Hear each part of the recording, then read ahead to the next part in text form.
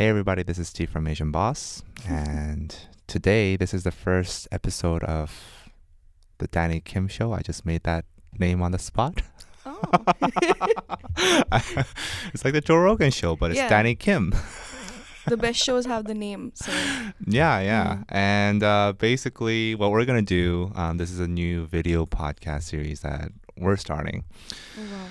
And we're just going to be I'm going to be interviewing people from the K-pop industry, artists, or just, people working inside the industry, and just people that are interesting to me, people that I want to date. That'll be a good excuse. Like, hey, be my guest. Yeah, be in a room with me And- alone for like a good hour. Yeah. Get to know her and stuff like that. So it'll be just interesting people. I just want to expand our content into not only focusing on the artists themselves. Of course, we're going to have artists on the show, but like other people in the industry, and just expand the spectrum of spotlight. In the K-pop industry. So we have today. Introduce yourself, Riddhi, please. Right. My name is Riddhi, and I'm with Rolling Stone India. I'm a senior writer and a producer. Hmm. Yay! Yeah. I write about K-pop. In case you didn't get that, Mm-hmm. just And tell me, do you write exclusively about K-pop on Rolling Stone India? No, I actually write about a lot of different things. I'm a features writer, so I do interviews with many artists, figures in pop culture in India. Mm-hmm. So social media stars, actors, like you name it. But I do focus, majority of my writing is focused on K-pop because it's just me writing about it. Yeah. So I'd say 3/4 of the stuff I write is K-pop. Interesting. So that's ready, everybody. And so I just wanted to invite you to talk about you maybe Okay. and the experience of being a music journalist. And especially talking about K-pop, because I think that's a very specific experience, talking about Yeah. K-pop, and you also have to deal with a lot of different. You have to cater towards the fans Oh, of definitely. K-pop, and I Yeah. think that dynamic can get a little interesting. It does. It You know what I'm really talking does. about, Yep. eh? So first of all, tell me how you started writing about music. How did you get this job? Oh, wow. I started writing about music when I was 15 or 16. I actually started my own blog because I just wanted to get my thoughts out whenever I would listen to a song or an album or discover an artist.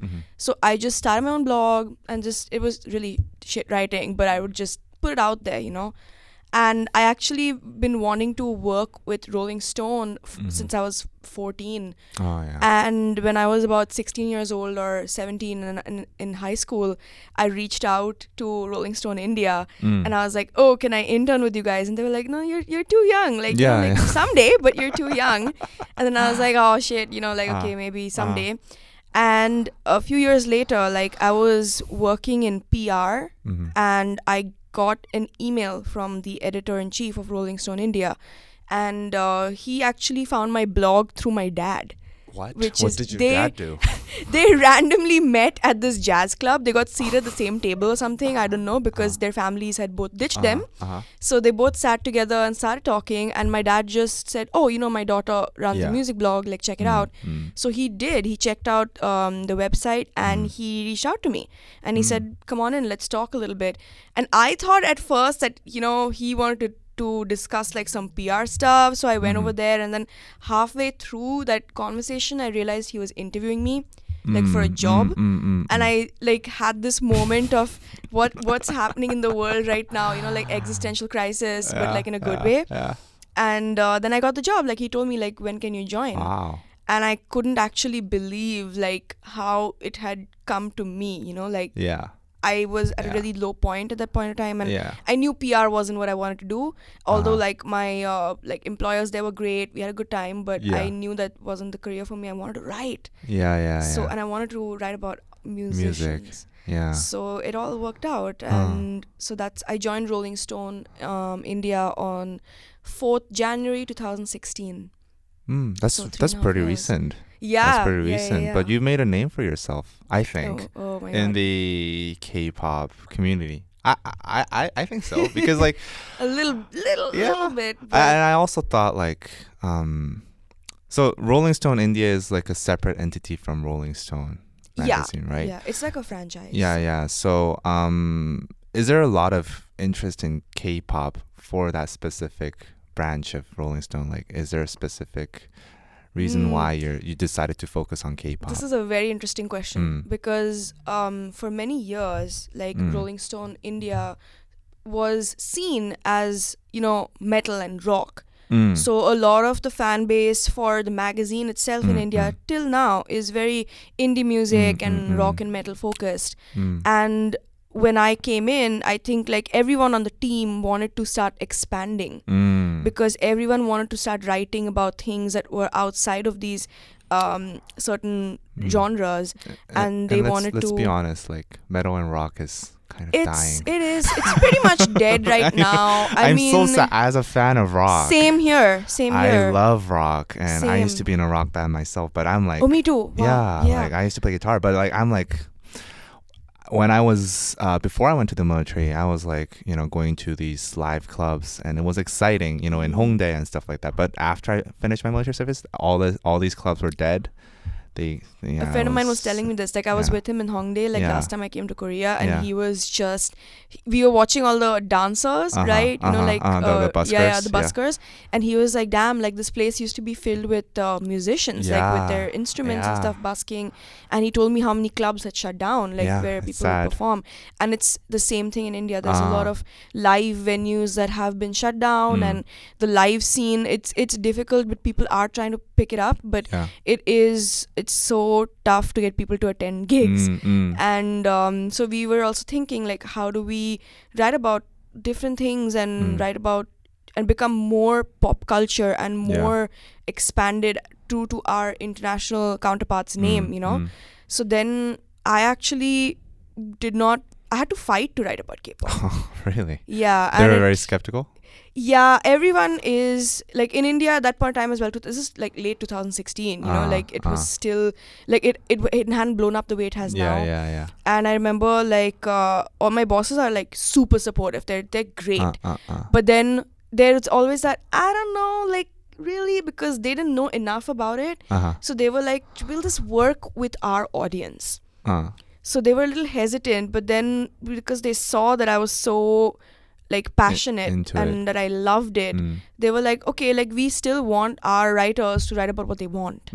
So they said, go ahead, like see what happens. And so then I wrote a few articles, and it was a general stuff like 10 artists you need to know about, and I was so nervous, putting it out. But it got like pretty good reception. So then I thought like, why don't I try reaching out to an artist for an interview? And I was like, let me find the perfect artist who is not like K-pop like in your face and can be that bridge to ease Indian audiences into it. And that artist was Dean. Okay. He is perfect. Yeah. He's not the typical K-pop idol, but also has a very soothing voice, and he's very attractive.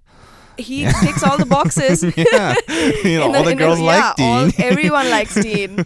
And I reached out, and he said yes, and he did the interview. And when we put that out again, we saw like comments saying, what? Rolling Stone India is writing about a Korean artist? I was so surprised too, myself. I still hear that, yeah. Everyone's like, why does Rolling Stone India care? And I know, it's like out of all those voices, like Rolling Stone India. Well, we are the biggest Rolling Stone in Asia, so okay. I mean, there's no Rolling Stone here, so there is we've got family in Japan. Rolling Stone Japan is there, but they just started quite recently. So I mean, as long as you're giving an artist a platform, I think it shouldn't be an issue. Yeah. I thought it was cool. Like, it was so random, but at the same time, it's like, wow, like it's just expanding. K-pop's expanding everywhere. I hear that from the artists too. Yeah. They're like, really? Yeah. Like when I was here for the interviews, they're like, so what are you doing here? Like, why? Which was the favorite artist you've interviewed? Like, what was your favorite interview so far? Oh God. This is hard to choose, right? It's so difficult because every conversation with an artist for me is like, that's my zone. I'm like, you talk, I'll listen. You like I'll just sit there and I'll prompt you once in a while, but that's it. And one of my favorites, which is non-K-pop, let's do that. Yeah, okay. So non-K-pop, my favorite interview was with Matty Healy, who is the lead singer of the 1975. Okay. And I think that was my first big interview, ever, Yeah.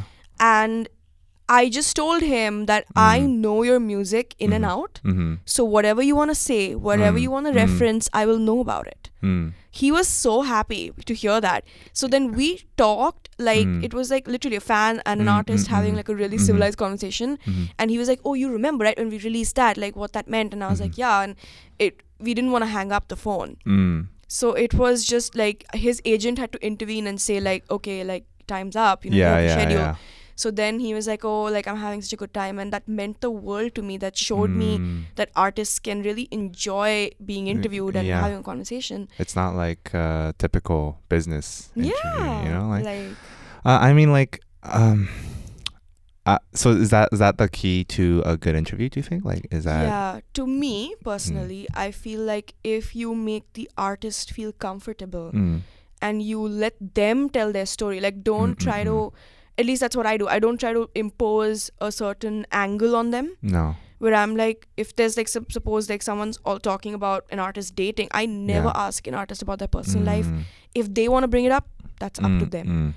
I never want them to feel like they have to be pressured to answer something. That's the kind of interviewer I am. Like different people might, like they explore different angles. But for me, it's about giving the artist that moment to shine and explain their art. So that I'm like, stage is yours, man. Like you talk, you express yourself, you have a great time. Like that's what I want to do. Interesting. Do you listen to, like, even if you don't know the artist, like before you go into interview, do you like listen to their entire discography? Yeah. Absolutely. I try to do that too. Like for me, the most difficult part with K-pop idol interviews is I'm like just fucking terrible at this remembering people's faces. Oh no. See, like if you want to talk about music, like I love music, and I've also written about music too. Like we had this web magazine, online magazine that I used to write for, and like I love like writing about that shit, and I love talking about that shit, but like differentiating faces for K-pop idols, especially like where they're stylized in like very similar, uniform ways, right? It's like, oh man, like it's a nightmare. It is. It's a new. When I first came into this world, I was like, okay, this is not gonna be an easy task. No, that's like, the hardest part for me. Oh God! Like, have you seen 17? Like, come on. Oh, I mean, shit! Yeah, I've seen 17. Oh. Yeah, but like I had the benefit of only seeing 3 of them at once. Ooh. So I was lucky, like okay, at least I can differentiate the 3 of them. But if it was like like 10 plus members, and I'll be like, oh man, if it was all the 13 members, I'd be like, oh. I don't know. I mean, now I know all of them so well because they were the group that I practiced learning names with. Oh. So I was like, okay, if I memorize you all into 30, the deep end. Oh yeah. I was like, now I'm ready. Like if I memorize all of 17's names, I will be ready for anything. Yeah. And then it happened, and now NCT was like nothing to what? me. NCT is impossible. It is very possible. Impossible. I know all their names. And I can give tell me them some apart. tips. Give me some tips in memorizing names. How do you go about it? Like, what's your process like?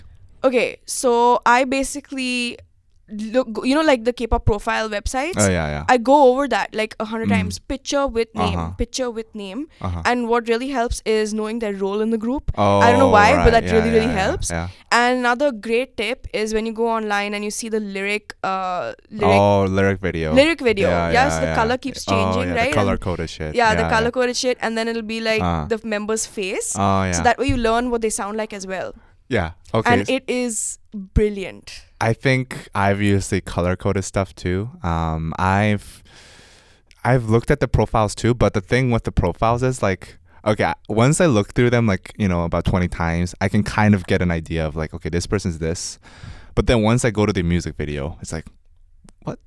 they don't look like the profile picture. It's like they're different. They're different faces now. So like, it's a constant process, but I'm getting there. Like if I'm genuinely really really interested in a group, then I think it's a little bit easier for me to get their faces. But if it's just like for an interview, like I try to get myself interested, and usually I do, but it's like it's still difficult. It's still difficult. Is. And plus they look different from like the music videos to real life. Yeah. So that adds another layer of.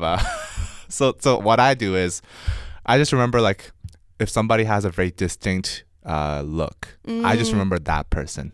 And then the rest I kind of just like that give happened up. with me and RM. Like, RM looks different. Yeah, when I first saw Dope, I was like, okay, because everyone else sort of blended into each other, and it was so fast. Like Dope just flew past me, and I remember thinking like Jungkook came in with the police outfit, and I was like, hi, like he's cute, but then I didn't know he was like 17 or 18 at the time. Excuse me.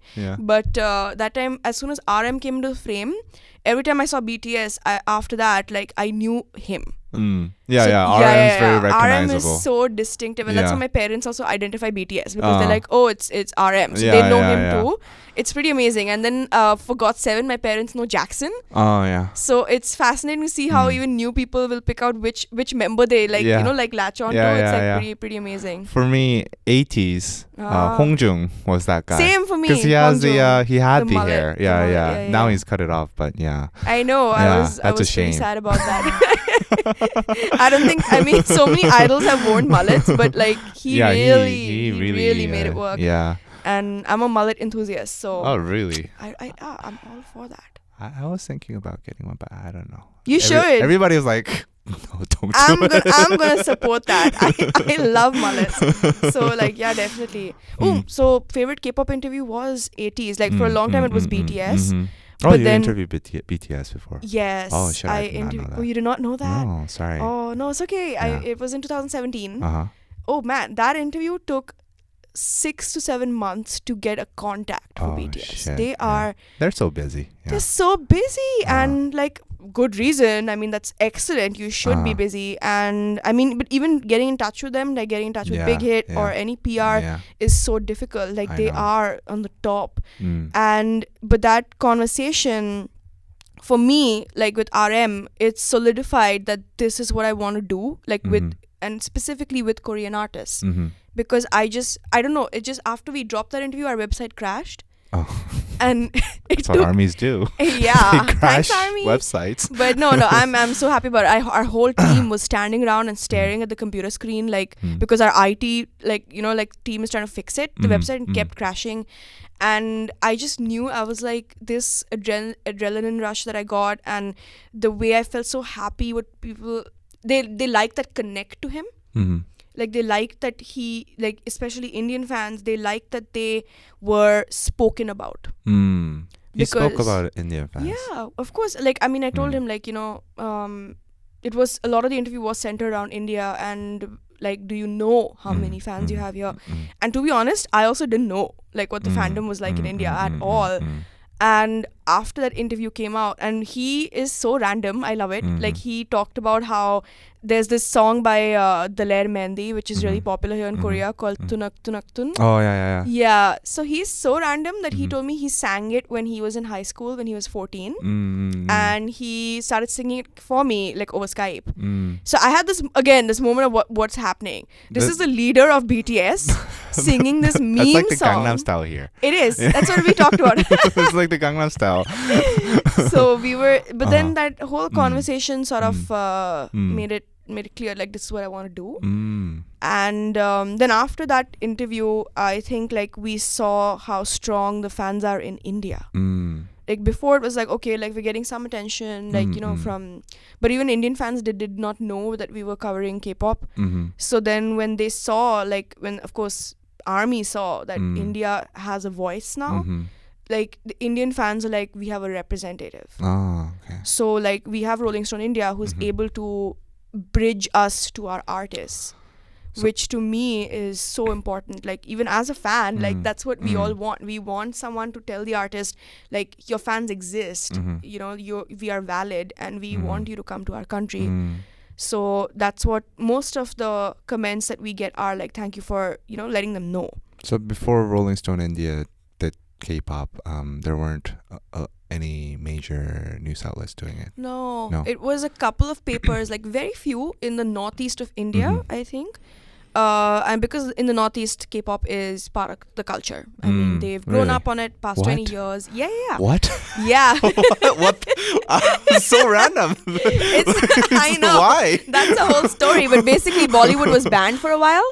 So because there was like a revolution happening. And it's a long story. Political conflict. Yeah. So they banned Bollywood. So people were like, okay, so we need entertainment. What are we going to do? So then they started looking at K-dramas and K-pop and like entertainment from Korea. So that's why the northeast of India is very familiar with Korean culture. Like they've been doing this like 20 years. They've been into it. So they are way ahead of the rest of India in that sense. Where they're amazing. They know so much, and they're like, oh my god, like now you're catching up. Like, are you serious? Like the rest of India is just like, hey, we love K-pop, and then they're like, you guys are like 20 years late. Wow, this is so fascinating. Yeah. I mean, sometimes when I go on travel, there are times when like I'm like surprised like that there's K-pop here, like in this random ass like small little town. There's people listening to K-pop. Oh god, yeah. My friend went to Italy and she found like this. She was in a tiny town and she found like a K-pop store which was run by Chinese people in Italy. So she was Chinese people run and everything. They were fluent in Korean and Italian and of course Chinese. What is? Well, one of our fans, she told me like, this is in America, so I guess it's less shocking, but there's this town called Yucca Valley. It's basically like, I don't know, 4 or 5 hour drive from LA, and it's in the middle of the desert. There's like, I would say 7,000 people living there probably. It's like a really, really small town. I've been there, and actually like they had TXT come to their town. What? No. What? For like a photo shoot or something. I don't know. Oh, okay. It's like a desert, so it's like a very scenic place. And then everybody's, according to her, everybody thought it was BTS because it was the only Asian K-pop band they know. So like, I wasn't even surprised that they know BTS in Yucca Valley in the middle of the freaking desert. So yeah, it's truly surprising. I guess that's the power of the internet. That's why I feel K-pop is blowing up so much in India right now, because I mean our internet, like thanks to a certain company, has gotten very cheap. And they've done a brilliant job doing that and they have made the internet so accessible to every corner of India, and it's so like phones are cheap, internet rates are cheap, and data is fast.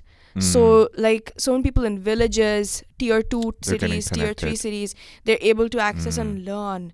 So that's why a lot of different trends are now hitting India, and even K-pop is like being shared like crazy.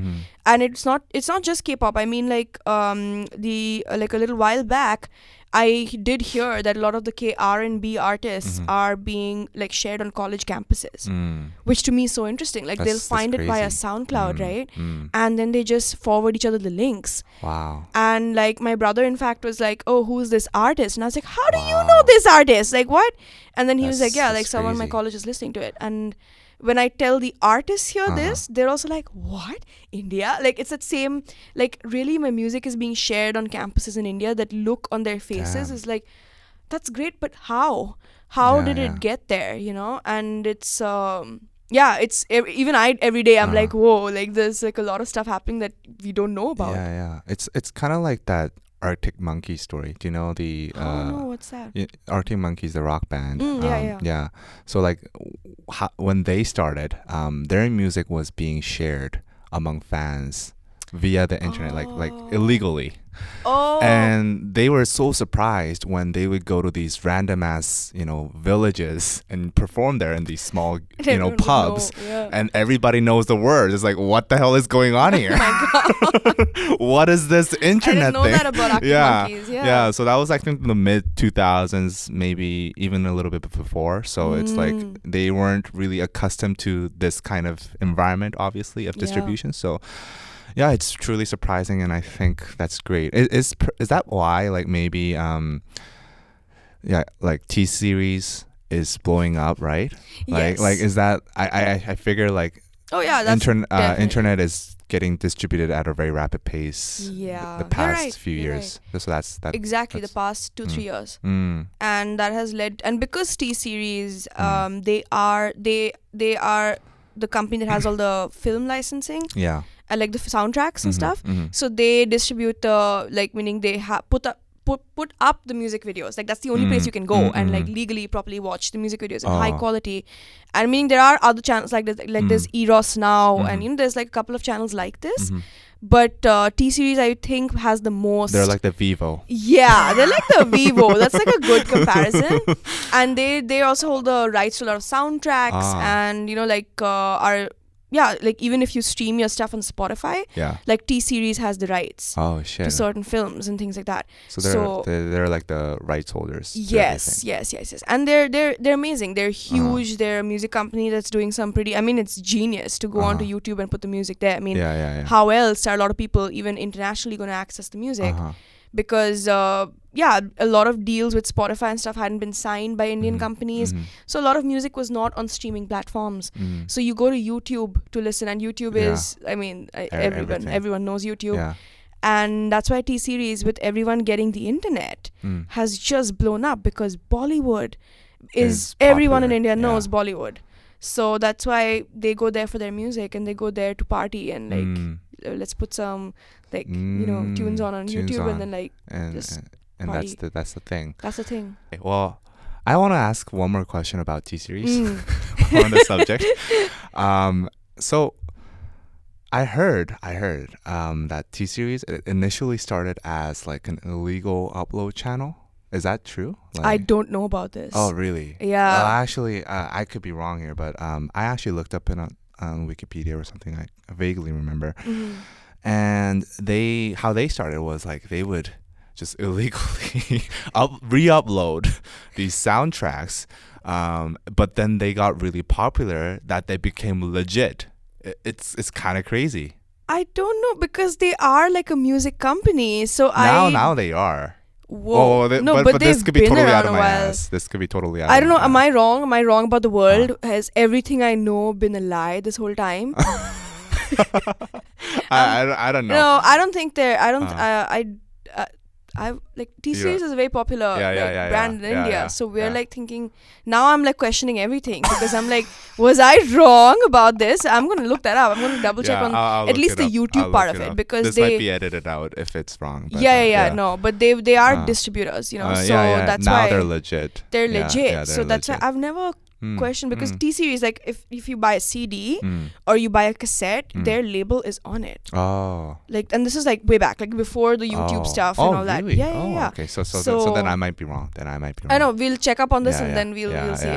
But TSeries, what happens is, like, even if you see a movie, like, they'll before the movie starts, like TSeries logo will come if the movie is like no wonder signed. They have like freaking 100 million subscribers. They have rights to them. So I'm like, why would you illegally upload something? Like, you are the distributor. Okay. So like I'm interested to see how maybe people thought they were like being shady. Yeah.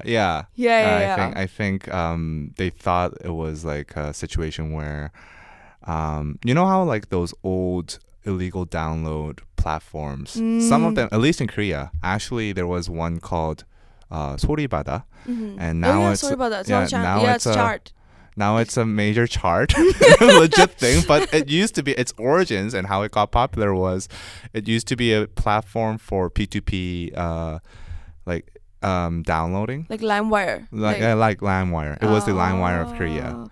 So there was a lot of I don't remember porn being on it. It was mostly, I think, MP3s. But yeah, that's how it got started. So it's interesting. That's very. I did not know that about No. Surabada. So that's like, wow. Yeah, yeah. I understand why you would think that then about T-Series. Yeah. Like why people yeah, would even yeah. like consider that, Yeah. because It's that pretty crazy. I don't know, how do you get from like, illegal, like, That happens a lot in Korea, though. That happens a lot wow. in Korea. Like, so like the Korean content market, it used to be just riddled with all these illegal websites and services. Basically, nobody was paid for anything. It was terrible. It was terrible. India It too. was terrible. And now what happens is these illegal platforms have become legit, and now they're streaming services. It's crazy. It's crazy. You can download movies for legit. Oh my god, I want to look into this and do like more it's research crazy. about. It's Wow. crazy. So these are legal companies now, and that's happened in Korea. So interesting. What would you say like your interaction with the K-pop fans would be, going back to K-pop? Like what's that like? Do you ever fear like have you had any controversies with your? Yeah, I mean, I think you can't be a journalist, especially on K-pop Twitter, and not have a controversy. Because I mean, you guys know too, you've had it. Yeah, I mean, yeah, we've all had yeah. it, and a lot of the time you're very it was something that happened to me a couple of months back, and it was like really bad. And till now I keep finding people who like blocked me. Oh, Because yeah. they'll be Yeah. subtweeting about like, oh, don't follow this bitch, like she's like, Yeah, we get that too. yeah. And every time I like see like someone has blocked me, like every day it's like 2 or 3 people have blocked me, and I'm like, okay, that's Still weird. going Like, on. okay, it's still happening. Are you really that pressed? Like, honestly. Mm. And it was something so silly because it was about I don't want to name fandoms or anything like that, but it was like about bringing artists to India, and people were pressed about the fact that I said you need to support like smaller artists that come before the bigger artists come in. That's just concert culture anywhere. Yeah. That's true of even I mean, if it's like, if you want Ariana Grande to come, you better support every single songwriter who comes in here, because the point is it goes back and people talk about it. Like India was they such want a good crowd. proven market. Yeah, Big how companies else? want proven markets. How They're else not are they going to go test in. their markets? Yeah, They yeah, test exactly. it. And for someone who's in the industry who knows this testing is going on, that companies are like, send a small artist, let's see what happens. That's the attitude. And to be told you are wrong and that's not how it works. And I'm like, were you in those meetings? I'm sorry. Like, were you sitting there with me and listening to what these people were saying, what they want? Man. Yeah. And I was like, it's after a point, I was like, at the end, I'm in this industry and I am working on bringing artists to India. I am trying to do my best, and the companies and the labels are trying their best. And we know what the truth is. So that was a big part of me trying to like, move past it, where I was like, people are going to talk shit about you no matter what you say. And I know like the artists that I was talking about would not have a problem with what I said, because they also want to come, and the idea is to figure out how to do that. And we are all working on that right now so hard to bring not just big artists in, but everyone. Like, how do you connect the artists to their fans? How do you make that dream come true for fans to see them, like live in front of you? Like, that for me is like, when I see my favorite artists, it's a moment of like, I did it, I'm here. So I want to make that happen for fans in India too. And a lot of the time, the best is all the fans talking shit were not Indian fans. So many were not Indian fans, and I'm like, you don't understand concert culture in India, and you're able to make all these statements and create hate. But and then I realized that it's just pointless. It's pointless engaging and talking about all this stuff. And I'm like, nah, I don't care. I'm like, say what you want. Like, I'm still going to do my job, and I'm still going to do my best to bring artists in. I feel like that's part of just being on the internet. Absolutely. Oh my god. Internet experience. Oh. If you put shit on the internet, there's gonna be some people that are gonna find something wrong with that. And then of course there are tons of fans who are more than these people who are supportive and are amazing. And then like I saw people fighting like for each me. Other. Yeah, they were fighting each other. They were like, how dare you talk about her like that? And I was just like, oh my god, that's so sweet. Yeah. And like, so there are that many more people who will be like, shut up, you don't know what you're talking about. Like, this is her job. So like give it a chance. But at the same time, it is. I know you would also relate to this so much. Like it's so difficult to like disconnect yourself from that hate and sort of find a way to enjoy it, because like not enjoy it, but like make it work for you. And feel like, okay, like I need to disconnect myself from the negativity, because you said like you now find it amusing. I find it amusing, but at the same time, if I could disconnect myself from it, I would completely. Yeah, but at the same time, I find that this is part of the job. It is part of the job. So it's like I can't be like a online personality without some sort of social media presence. And absolutely. If you have a social media presence, there's going to be idiots. I know. There are so many of my friends who are journalists who... And then when you have the blue tick next to your name, it's like an issue. Oh. It's like, you're an important account, and why are you talking about this? Why do you have an opinion? And I'm like... I wanted the blue tick. Ew. Like, why are you not giving me the blue tick, Twitter? Hey, Damn I'm not Twitter. famous enough for you. Oh, really? But maybe it's better not to have it. Because, It's like I'm just some random ass dude. I don't know what the fuck I'm talking about. Like exactly. when suddenly you're like, oh, it's a blue tick, so it's more important. And I'm like, you have authority. I'm like, yes, me and like 5 people who actually listen to what I say have so much authority right now. And like, are you serious? And there's so many journalists are like, why? Because like our jobs are to report and to state facts. That's what we do. We're not like making up shit. Like that's something journalists we will not do. Like unless you're a shit journalist, then please leave. But rest of us who know how to do our jobs and do it seriously, we're not putting out information that's made up. No. We're not like trying to lie to you. It's not, at least the people I know. And yeah. But I feel like a lot of the time fans, and I've been on that side. I've been a fan. Like I've been in fandom culture since I was 11. So I know that you feel wronged if something negative about the artist you love is said, or they're in some negative context, or something where your hope is crushed. Where like someone is saying this is how much work it's gonna take to bring the artist here, and you're like, no, how can that be? I want it to be faster. I want it to happen now. And a part of you feels like, oh God, like I don't want this to be true. And I feel like a lot of that sadness and anger at not being able to reach the artist is directed at us who are able to reach the artist. I feel that sentiment too. Like, it's like, who are these guys that they get to meet when I'm like a bigger fan? And which is true. Like, I'm not a fan of every artist I meet, but at the same time, like, it's just our job. It is our job. Yeah.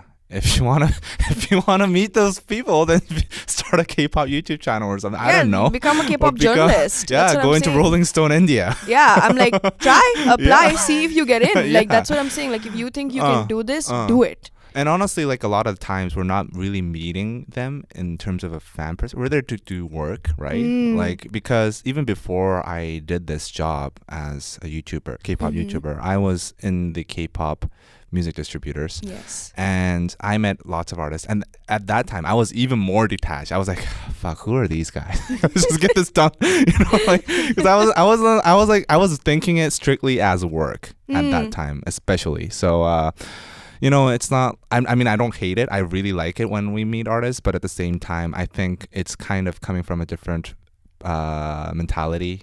You're bound mindset. By that professionalism. Yeah, you have to stay professional. Yeah. So it's not like I'm fanboying over.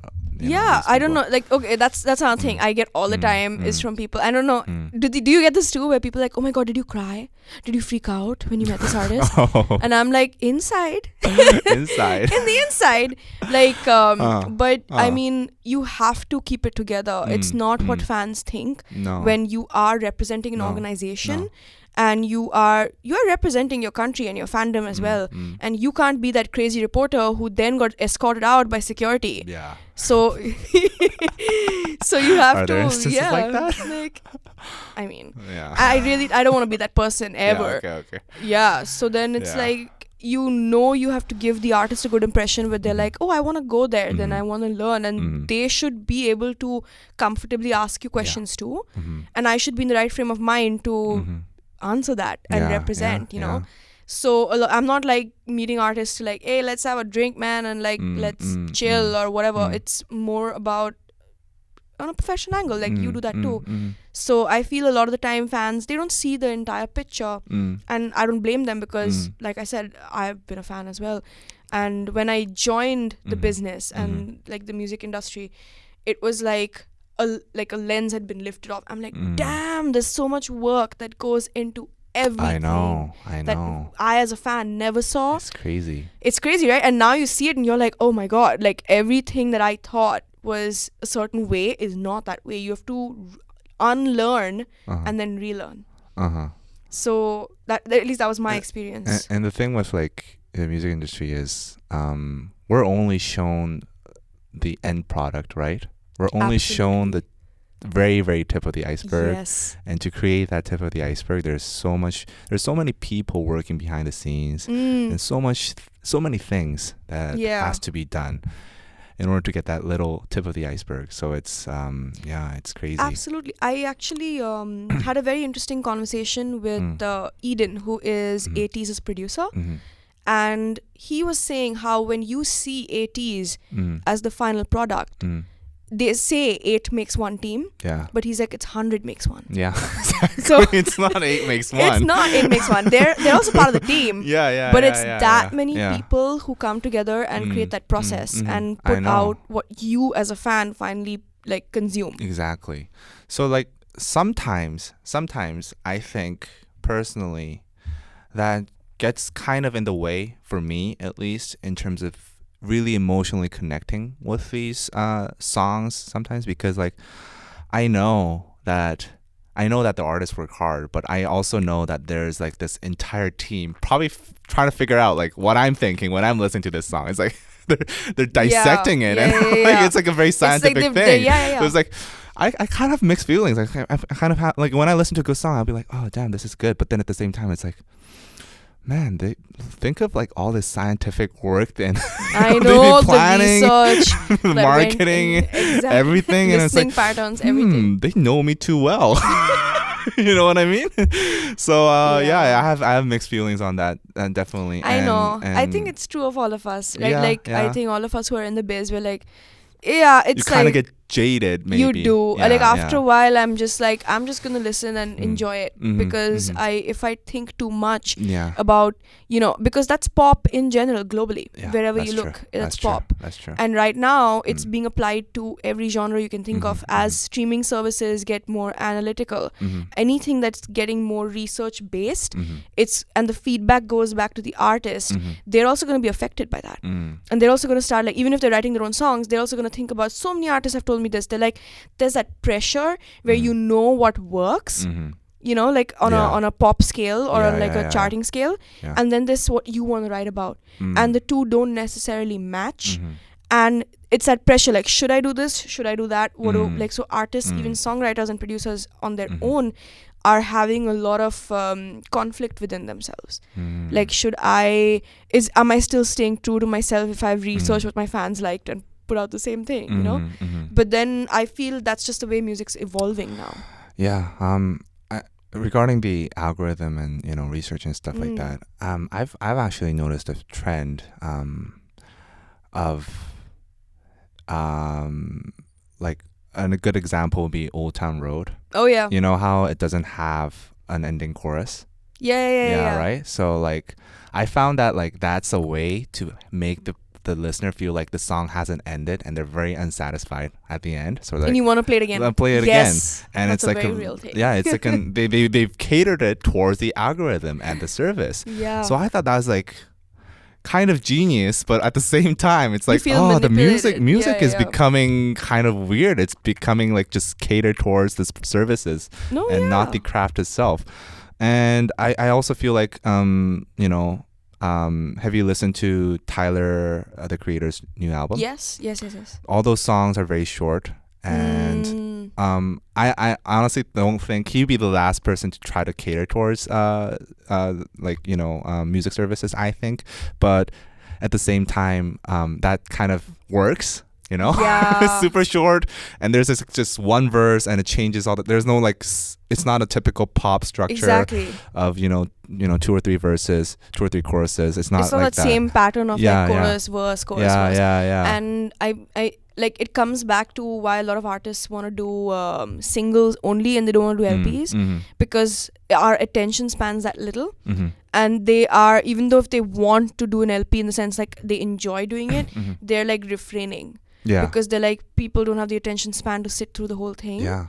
So I guess it stems from the same thing, like how do I grab and keep someone's attention like as long as I can. So I don't know, as somebody who really likes listening by the album, is kind of sad. Same. I listen to that was my habit since growing up, listening to music by the album, because I would buy CDs. Same. So it's like, it's difficult to like just pick songs. It's like it's not like an MP3 player. So I was so used to listening from front to back, and that's how I always think an album should be listened to. But nowadays, especially with K-pop maybe and pop in general, it's like it's just so catered towards bringing out singles and music videos that there's no real connection between the songs. It's not really, there's no like theme, there's no like very one unifying artists. theme, and I find that very, very rare. And I honestly wish more artists would do it. I know, me too. But I don't see it happening, honestly. It's like, I mean, it's difficult, man. It's so difficult. It really is. Because I mean, like, of course, you have your BTS who do stuff like this, but then at the same time, it's so few. It's actually like, if you put it into percentage and compare them like globally to artists who are like putting out LPs, first of all, the number is low. And second of all, like artists who actually put out LPs that are, like you said, like a story running through it. I mean, the last one I heard that, I mean, okay, not the last one I heard, but the one that has left such an impact on me about how the entire album was packaged as a story was My Chemical Romance's The Black Parade. That's a long time ago. And nothing has made that sort of impact again. I think Dean's 130 Mood Treble made an impact as well, because that like was entire story, and he was so smart about, like, meaning the entire thing was crafted, like the story ended with the first track. So you listen to it once and then you listen to it again backwards. Like, at least that's how I did. And the whole thing, every song is a part of the puzzle. So that for me was like, I am getting flashbacks to MCR, and when I heard that album I was like, I'm back, like this is happening again. But then it's so few artists who are doing that. I think the last album for me was E-Sense. Do you know E-Sense? The hip-hop artist. He's a Korean hip-hop artist. He released an album called Anecdote, and I think it was after he served in the prison. He had a prison sentence, and it's like him looking back and seeing like, oh, what did my life become, and how did I come here? What do I do now? And it's very dark, but like it has a connecting theme, and I really like that. So it's really difficult to find that in music these days, and like, and a lot of the time, I guess even it is a lot of work for an artist in this time, because everyone is so competitive and everyone is putting out content like crazy. And to create things like this, it takes a lot of time and planning and effort. And if you do have a team like helping you out with it, it's still gonna be a process. And again, like, which we are not privy to. Like, so many things we don't see, like, that goes into the creation of an album like this.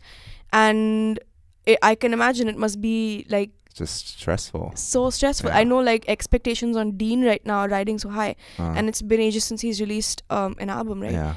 And I know, like, that must be difficult. That must be difficult for any artist who's dropped something so brilliantly tied together. And I know MCR also had that pressure, because how do you top what you've already done? And I feel this keeps a lot of musicians, at least from what they've told me, they're afraid to, like, oh, shall I do this again? And maybe I shouldn't do it again.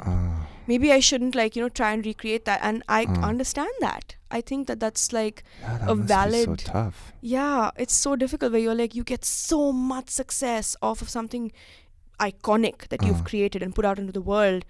And then after that, you're like thinking like, oh shit, what do I do now? Exactly. And I think the one of the reasons why artists are now preferring putting out singles, other than like the shortened attention span of people, is that like when traditionally like musicians would put out an album, they would do a tour for like, I don't know, 2 years, and then they would go back to the studio, maybe do a year, and then like 3 years later they have an album. Like it's like 2 or 3 years apart, right? Usually.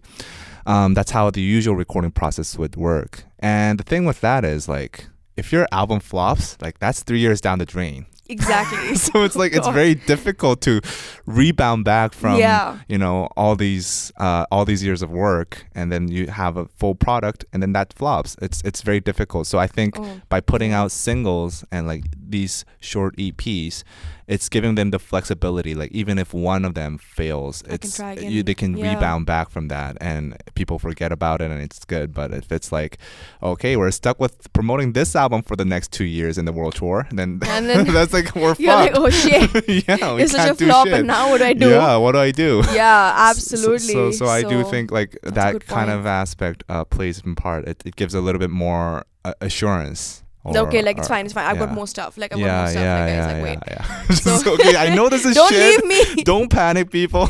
We got more shit coming out. And I think it lets them test out too. If they want to try something, gets more and experimental. they're like, okay, that did not work. Like they drop something, they're like, oh shit, like that. Everyone's like, what are you doing? So then they'll be like, okay, maybe not that. Let me try again and drop something more like what you're used to, or something I can work with again, and like you said, not suffer any losses in time and money, which are that huge, like 2-3 years. Yeah, that's crazy. But do you feel like, as you're since you're like a journalist covering K-pop, do you feel like there's the content, the amount of content you're receiving isn't it a bit overwhelming? It's so overwhelming. Oh my god. It's just too much, right? It's sometimes? too much. Do you follow everything? Or? I follow everything. So it's crazy. Man, you're crazy. No, yeah. I can't cover all of it. Like that's the point. Like I'm aware of almost everything that happens.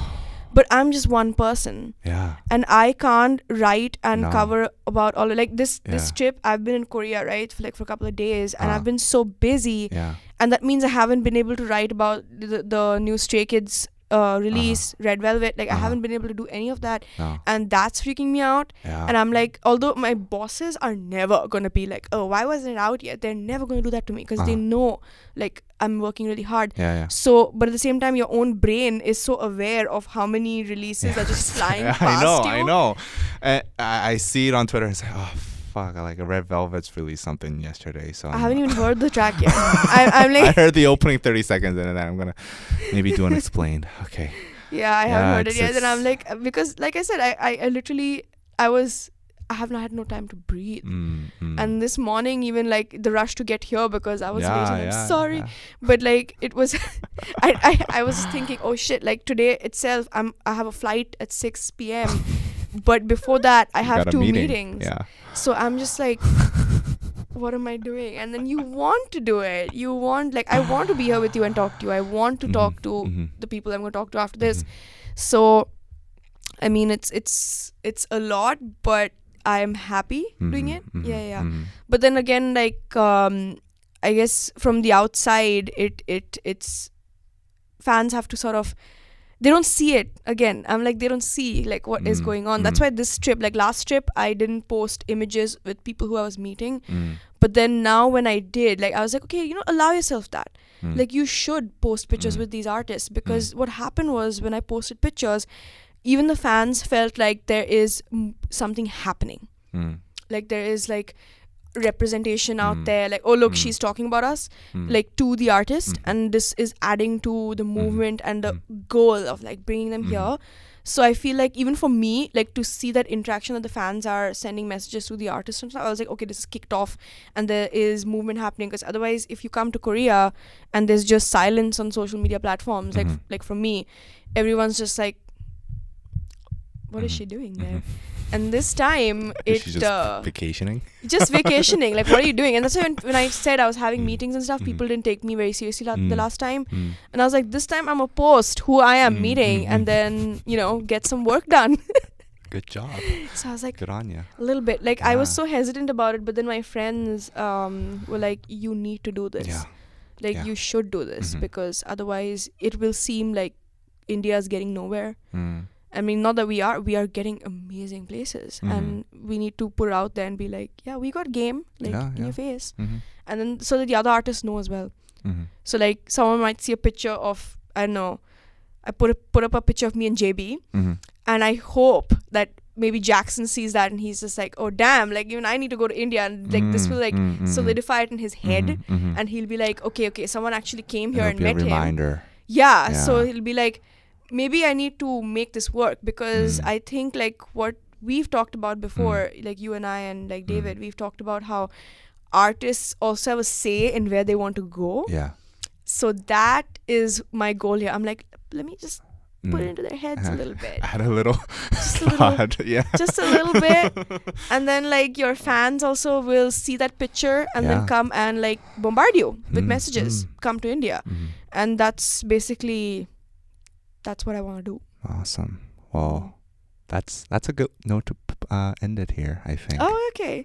Should I come to India too? Now I'm you brainwashed. You have to come. No, oh my God. India. Okay, I've been trying to brainwash you like this like entire trip. I'm just like, oh, like, you know, sending you screenshots. I told of you yesterday, 2 days ago, but I told her like I really want to go to India. I've been wanting to go since I was in college. It's like a spiritual place. I love the Beatles, minus the LSD. But I just have to clarify that these days. But oh my God. But I just want to spend a long time there if I'm gonna go. So I'm just putting it off until I get enough vacation time, which I don't know. Like I'm like you, I need to work. I'm very ambitious. I need to put in a lot of work to my business because I like it. I know. Yeah. So yeah. So the way to get you there is actually through the business. That's what we're gonna do. We're going to like try and figure that out. Make so at least together. Just we'll work on something together and bring you to India, at least even if it's just for work. Okay. And then we'll get a little time there, and I'll take you out for food and stuff, and awesome.